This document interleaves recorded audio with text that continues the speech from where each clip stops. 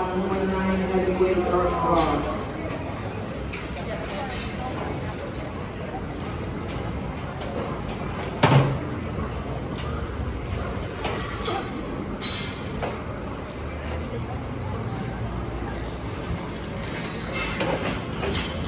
Entering the ring, we have class 28 heavyweight dark cross.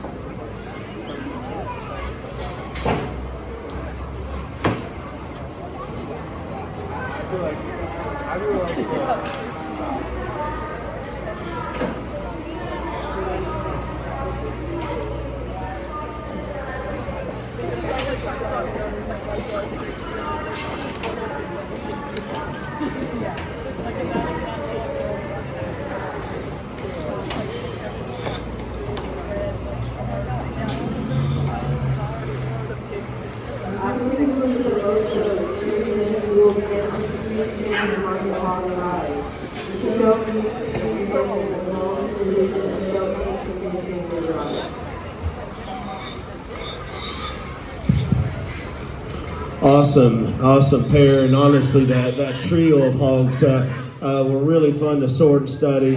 The one that blends the best and just has the most proportionality comes to us to lead off this particular drive.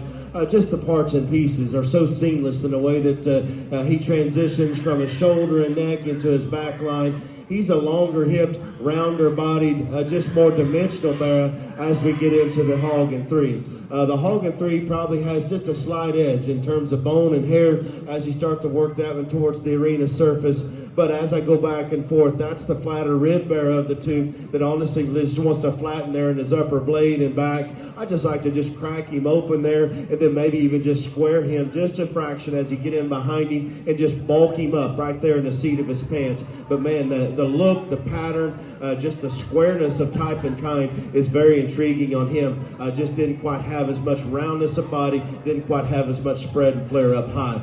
The young lady that comes out in 3 has got a really dense one in terms of just muscle and shape. At the same time, that's another one that maybe just wants to get just a little bit more robotic in the way that he handles his hip and hind leg. Of the top trio, he's the shortest hip one that just wants to pinch there in his hamloin hookup and then just gets just a little bit more left and right, as he said, in behind him. But that's still a heavy bone, good looking one. Young lady does a nice job of preparing. The calico gilt or bear that comes out next is another one that has shape and has look. As I work that one towards the ground, a little more fragile in terms of bone and foot, not as wide and opened up as underneath is what a couple of those that are ahead of them. There is more muscle and bone in this one. I just didn't see the balance, didn't see the levelness of this one. A little rounder hipped, a little thicker neck, and again, just didn't quite proportion as well there from the side. The young man that comes out of the class here has got another one that's really stout and heavy-legged. I just need to open this one up and then just have more spread and thickness throughout to go ahead and move any higher today.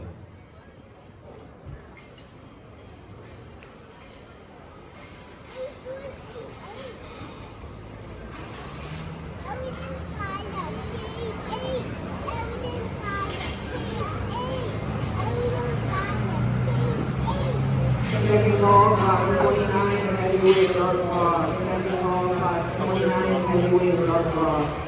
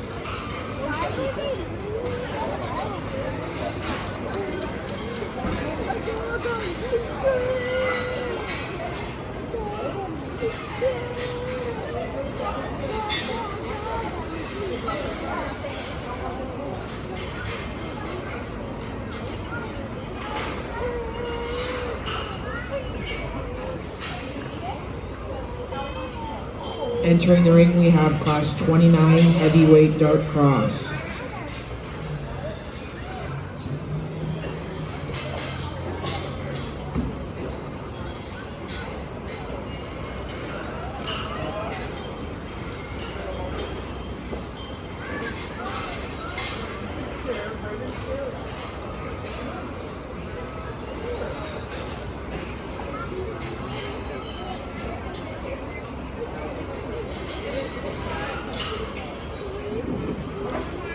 Final ball, 30 heavyweight dark claw. Final ball, 30 heavyweight dark claw.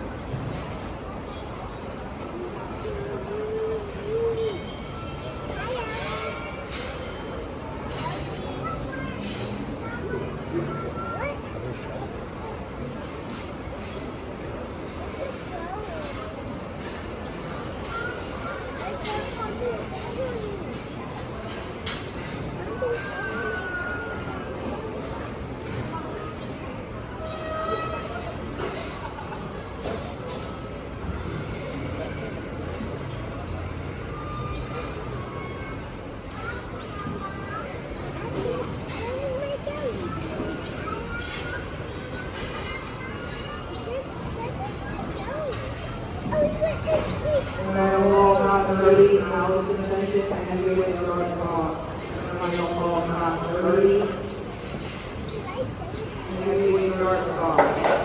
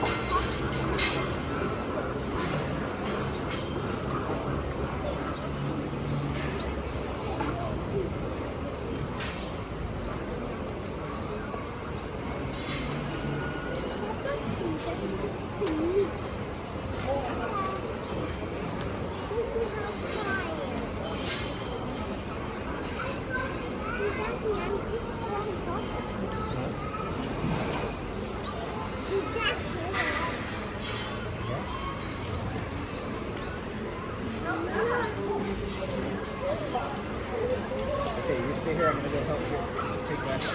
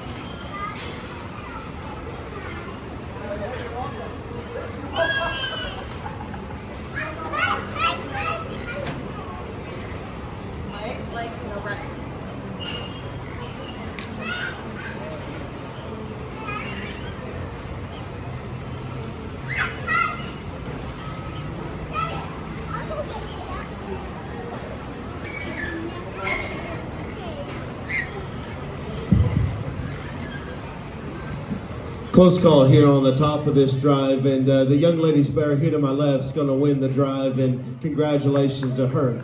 Between the two of them, that's the longer fronted, longer hipped one that just has more spread and more air there in the upper part of his skeleton. I think he just rolls into a bigger back, rounder in his body, cleaner in his neck, and just reads a little more youthful right there on the top part of his crest. Still does a great job of maintaining the drive, enduring, and again, just length of stride is right where it needs to be. Nice kind of a pig to start. The young lady's heavy-legged one comes next, and by comparison, that's the shorter fronted one that reads a little bit more cresty right there on the top part of his pole. And I don't know if that one just utilized his hip and hind leg quite as well as what our class winner did. Definitely a dense made one that just, again, brings bone and structure and feature to the new level. But again, Gets just a little shorter hip, a little crestier neck, but I did think that there was just more bone and substance and power in him as we got into the barrel and three. The barrel and three is more attractive and taller fronted and later maturing at the same time. I just don't know if the base of that bear's skeleton was as wide. You get in behind that one, and that's another bear that maybe wants to play out right there in the seat of his pants and just didn't go to the surface with the width and trueness that we had in 1 and 2. But from the side, that one is certainly very attractive and very athletic. And it was because of that athleticism and just that squareness. It's what allowed her to go over the gilt that comes next. And this one is more powerful. She's heavier boned and bigger backed and thicker hipped. At the same time, she's a rounder hip gilt that just didn't quite plant and go as well. Bred just to be a little bit more mature and coarse through the front third of her body. But bone and muscle and mass is what allowed her to go over the gilt that comes next. And this one that drops out next, a good looking one that's very good down her lines. At the same time, she's a flatter ribbed, harsher bodied gilt that again gets just a little bit more robotic in range of motion. As we let the remaining hogs go, still very quality pigs. The young lady that comes out next has got one that's just extra wide, extra powerful. Gets just a little bit more left and right as you get in behind her, a little plainer looking through the front third of his body. Structure and balance is what sorts the remaining hogs. Still a very competitive class all the way through. My compliments to them as they head back.